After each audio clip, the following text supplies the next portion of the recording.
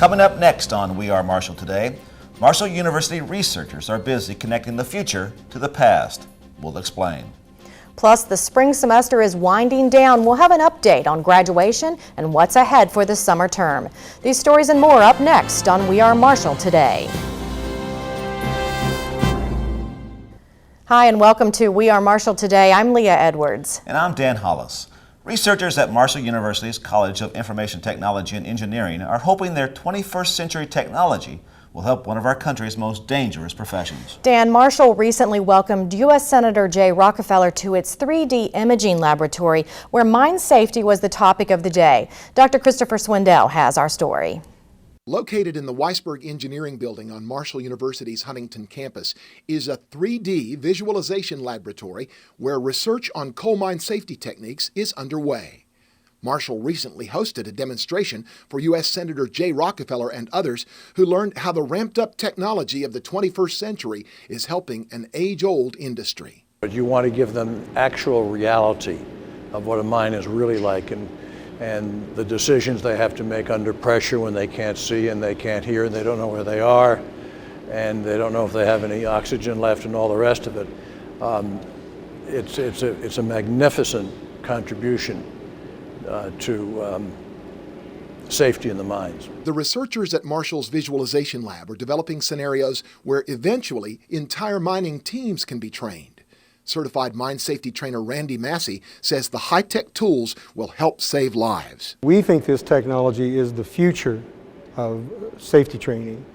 That's the importance is, I don't think you can state the importance of something like this because miners, it's all about education. Safety is about education. You have to have people understand what it's like to be underground, the things that you have to watch out for, the hazards, how to handle them, all those things. The Visualization Lab features an avatar, an image in this case which represents a coal miner. Massey says everyone, regardless of their role in the industry, needs safety training. The strides in research, like the ones at Marshall, are making training accessible and realistic for all. Safety is everybody's responsibility. I mean, you don't just put it on one person or on one entity. Safety is everybody's responsibility, but I think it begins with training and having people understand about the things that they might encounter working underground. The first round of training is forecast to be web accessible in the next few months. For We Are Marshall Today, I'm Dr. Christopher Swindell. Joining us now is Marshall's Dean at the College of Information Technology and Engineering, Dr. Betsy Dulin. Dr. Dulin, welcome to the show. Thank you. We've just seen a story about safety advances. How will this technology impact the future of mine safety? Well, through the use of our new visualization laboratory in the Weisberg Engineering Laboratory building, the faculty and some of the researchers are using this next generation of mine safety training technology. And the purpose of that is to open up the field of mine safety training to make it more realistic in a virtual environment, a second generation environment, if you will, with respect to the stresses and signals in that type of environment, and also at the same time to open and expand access to that type of training.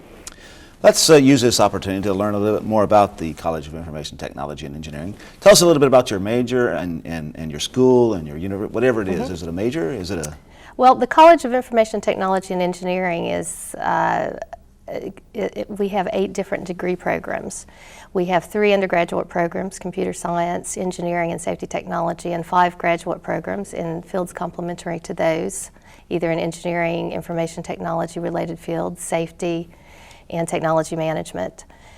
And right now we have about 500 students in the college, and we're the newest college on campus. We're barely over 10 years old. About 400 of those students are undergraduate students, and those programs are growing every day. Well, tell us a little about your facilities. You've benefited from the building boom around Marshall University. Tell us about that. Yes, we have. We've been very fortunate. As you may know, we're a little bit spread out over campus. We've grown quite rapidly. We have some new programs. We've been seeing a lot of enrollment growth, 25% a year, and we're spread out in about 4 different buildings on campus.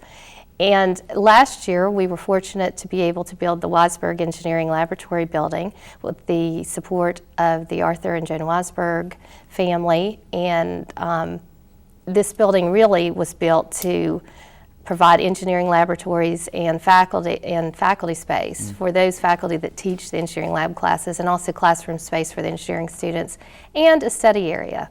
That's one of the things we're most proud of. It's a place for engineering students to congregate. You're going through accreditation now. Yes. Tell us a little bit about how that's going. One of the reasons we needed the new engineering facility was to provide a space for these engineering lab courses that were important for our accreditation through the Accreditation Board for Engineering and Technology, which is the national agency that accredits engineering programs. We began that process in the last several years. It's a process that lasts for several years. It's actually an ongoing process once you become accredited. And we had our first visit this past fall in September for the accreditation team, and the visit went very well. The way that ABET works is every July, the following July of that academic cycle, they vote on all the programs in the country. So they'll be voting on our program this July, and we very much look forward to that. The engineering is changed over the years. It's not the same kind of thing that after the World War II generation. It's changed a lot since then. Yes, it has. Engineering as a profession has changed. The demands on engineers, I think that's what's driving it. The demands on engineers have become much more diverse, coming from different directions, the types of skill sets that are required. And so engineering education has reacted accordingly. In some ways, we've put more courses into the curriculum in different subject areas, in broader and more diverse subject areas. And of course, there are new fields that didn't exist in that generation. New things are generated every day in the engineering field, and many of my engineering faculty members say, what I'm doing today didn't exist when I was out of school, so they have to constantly re-educate themselves. So it's a balancing act of putting new things into the curriculum, moving things around, obviously taking some things out if we're putting new things in, and trying to respond to current demands and future demands. And as I said, employers tell us they're looking for the more diverse graduate now. Well, what kind of students do you attract, and what should high school students be studying now if they're going to be with you in college? In our undergraduate programs, we tend to attract a lot of students, as you might expect, that are interested in math, that have some interest in math and science and know that they do in high school. And further, a desire to work in a career where they can apply those things. Maybe not go into pure science, but somewhere where they're working in environments where they can solve problems. That's a skill common to many of our students. You have a summer workshop coming up. How is that going to work? We are having our 10th annual Summer Engineering Academy, and that's a camp we do every year with the assistance of the professional community and the Rail Transportation Institute and various other groups. And it's a week-long camp here on campus. High school students come and experience as much engineering as we can pack into a week. They get to live in the dorms, and it's absolutely free thanks to the support of our sponsors. And it's a way for us to encourage students to become engineers and those who are interested to make sure to take more math and science while they're in high school. Dr. Dulin, thanks for joining us. Coming up next on We Are Marshall Today, the university prepares for its 173rd commencement. Stay with us for details. Yeah, we're not doing anything today. It's been kind of boring. Just trying to annoy each other. Kill the time, kill the boredom.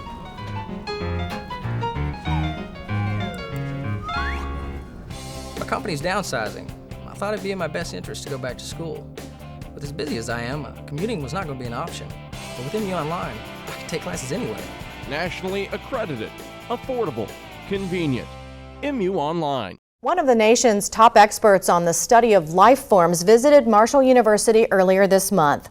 Dr. Rob DeSalle is a specialist on population growth and conservation in various forms of life. He is the curator of entomology at the American Museum of Natural History in New York.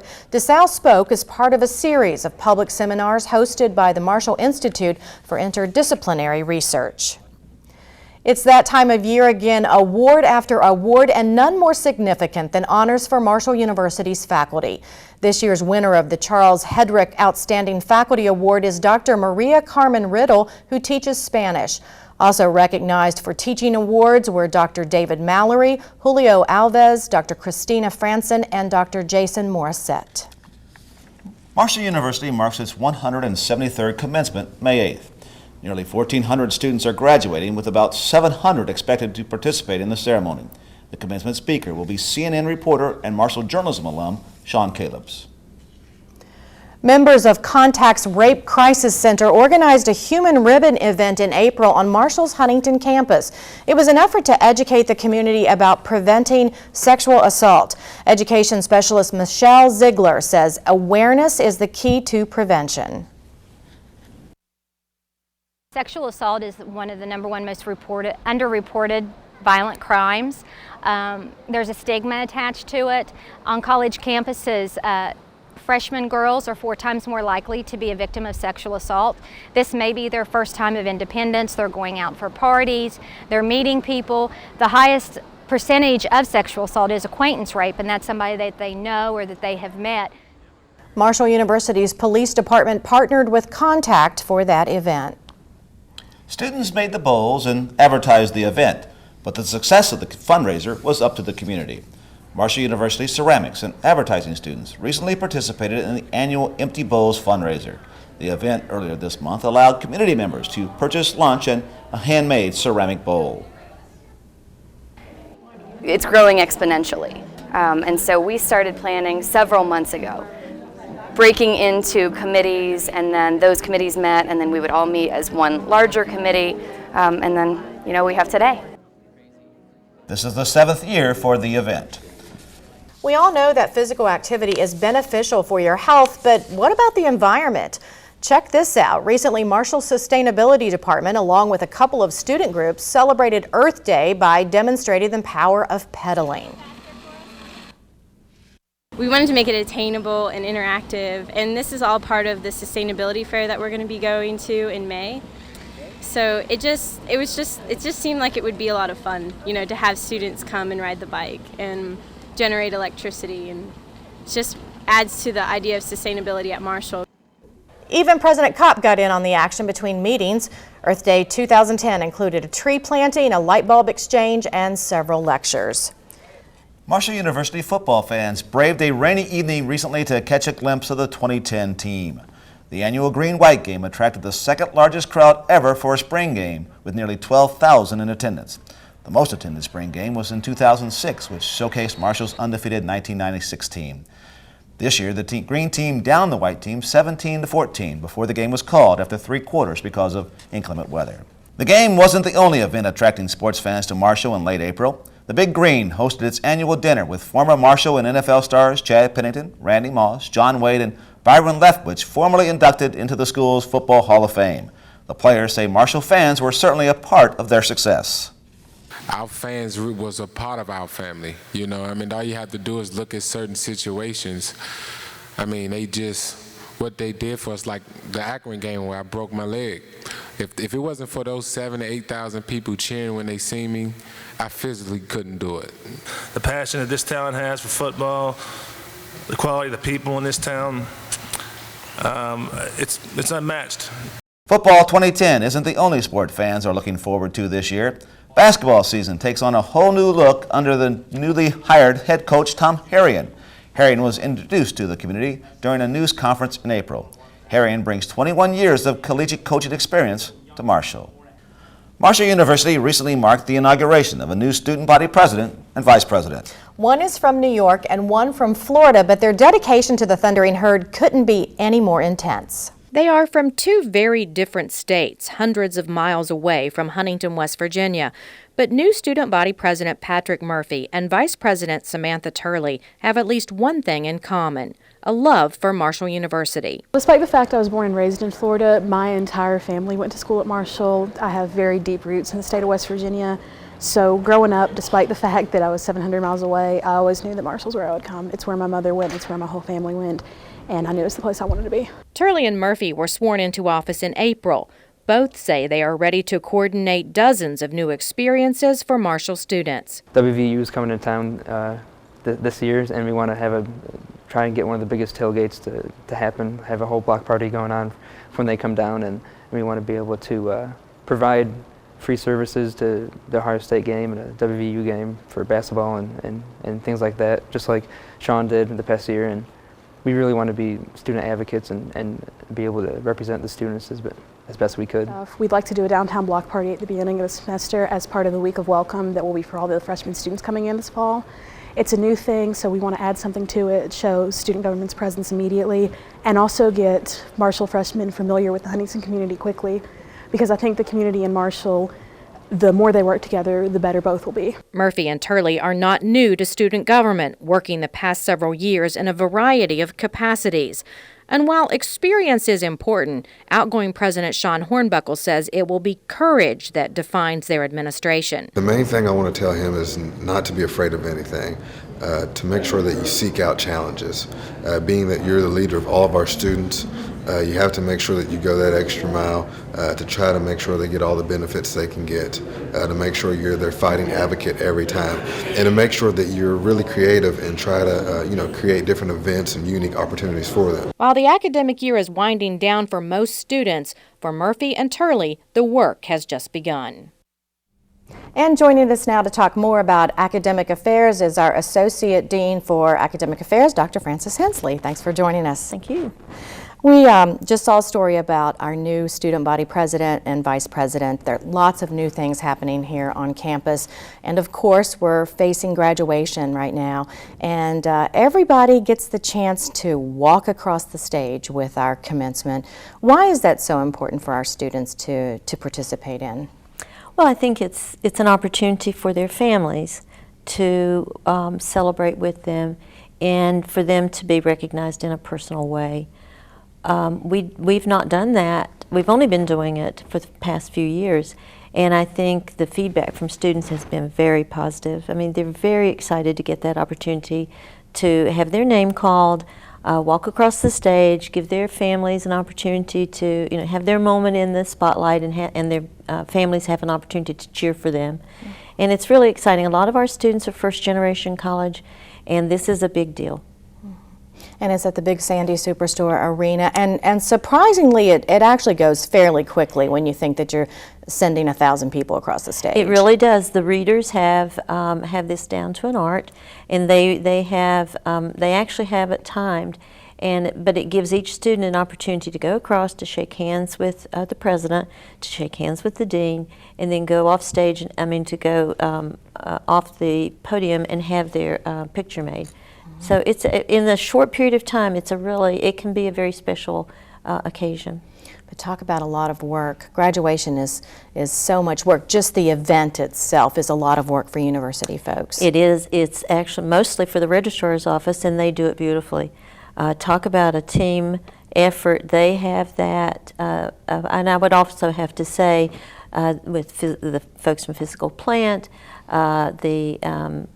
people from James Moore Smith and his staff, they just do a beautiful job, and they really have this down to an art.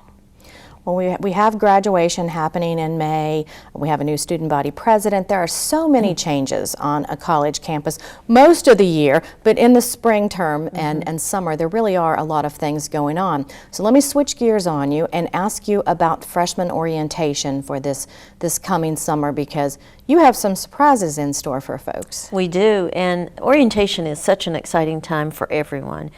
If you can't get excited about orientation, you're in the wrong field. Mm-hmm. This is, you bring these new students in, they're very excited. Their parents are both excited and nervous about what this new journey for their students. So this year, we're going to experiment during orientation with having an expanded opportunity to speak to parents. And so we're calling this Up Late. And on 2 days of orientation, we're going to take the evening before, and we're going to bring students and their parents in, and students will have one program and the parents will have another program. But it will give us more opportunity to work with parents about their transition to college. I mean, we understand the transition that students are having, but it's the transition for parents, and we've really become aware that we need to pay more attention to that. So it's really, and it's also going to be an opportunity for some fun. The parents and students will have separate programs, then they'll come together for dinner, then they'll have a separate program, then they'll come back together for the evening activities. And we're doing this because why? Why are you experimenting with this Up Late version? I think we were motivated by the desire to spend more time with parents. And our orientation program is a half-day program with some activities in the afternoon. And we thought, would there be an interest in having folks come in the evening before and giving us some time that we don't have during the day for orientation, and sending the students off to discover the campus, to get to know a group of other students. But it's the parents who are really the focus of Up Late. We need more time to introduce parents to the core curriculum, to introduce parents to the faculty, to the deans. It's just not anything we have time for in our regular orientation program. So we think there's a need for this, and we're really looking forward to this summer. Have the dates been set for those two special orientations? We're going to do the first day of orientation in June and the first day of orientation in July. I believe that's it'll be the 21st and 22nd of June and the 19th and the 20th of July.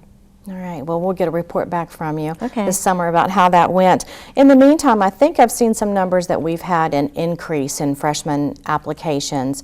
What do you attribute that increase to? Well, it's good recruiting. Our recruiting office works really hard. They have a plan, and they have recruiters in more places, and they're able to cover more territory than previously. I like to think it's because of the quality of education at Marshall. The dean's offices have been really active in when a student applies. The dean's offices are getting in touch with them. The faculty in their majors are getting in touch with students and really trying to interact more with these potential students. We know we have good programs. We just need people to find out about them, and so we're really upped our communication with prospective students. Mm-hmm. So you'll be able to handle all those freshmen this summer in the orientation programs? Yes, we can handle them this summer in the orientation programs. All right. It's a challenge for the fall in terms of really looking at our course offerings and so forth, but we're preparing for that right now. Right, it's a good challenge. It's a good challenge. Absolutely. And real quickly before we go, I know you're planning a WOW week right at the beginning of the school term, and freshmen will arrive early. So in just a few seconds, tell me a little bit about that. It's called Week of Welcome. It's actually Wednesday through Sunday, and the students check in on Wednesday, and we have the family picnic. Thursday and Friday, the students will go through a series of workshops and meetings, and this will constitute what we call University 100. It'll be a 1-credit course for students that they will continue into the fall with online modules. But they'll be busy, but it'll be a lot of fun. Okay. Dr. Hensley, thank you so much for joining us today. Always a pleasure. Thank you. You're welcome. And before we go to the break today, let's meet another member of the Marshall University alumni family. Sean Calebs graduated from Marshall University in 1983 with a degree in journalism.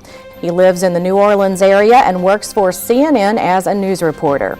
Sean Calebs, another member of the Marshall University alumni family, spreading the word about the Herd. From the classroom straight to your computer. I teach international marketing online 100%. I conduct this class from my office, from my home, and it is 24/7 available to students across the country. I would say this has been one of the most challenging and rewarding experiences, not only for me, for my students as well. Nationally accredited, affordable, convenient. MU Online. Chad Pennington and several retired Miami Dolphins spent a little time in the gutter to raise money for a great cause.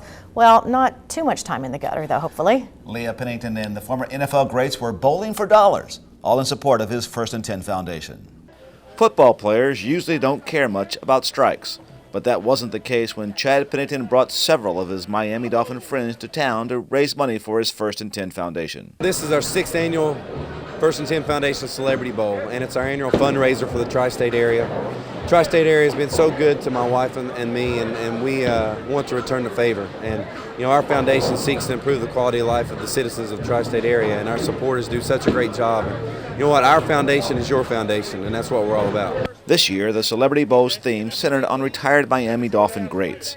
The list of guests included Hall of Fame center Dwight Stevenson, superfast wide receiver Mark Duper, and former Ohio State running back Keith Byers, among others. They all say they enjoy participating in events like this because it gives them a chance to interact with fans. I mean, Pennington is a great guy. We're happy to be here to support him. It's a community activity. Just happy to be here. Well, we're here to support Chad.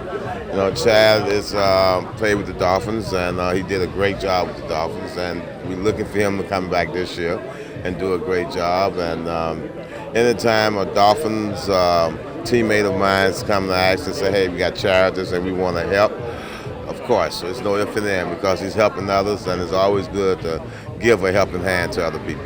When you're a Dolphin for life, and good for Chad Pennington to be in the family, and it was an opportunity to come to a place that's not on a typical NFL city. You know, we go to all the big cities all the time, so to get an opportunity to come to a town like Huntington, and most of us only know Huntington through the movie We Are Marshall, and that educated over 90% of the country probably, and so it's good to get a chance to come here. Just because it's a charity event, though, doesn't mean these competitive guys don't want to win. I'm decent. I'm about 160 average, so I can do my thing. You got competitive in bowling with these guys? No, I kick all of their butts.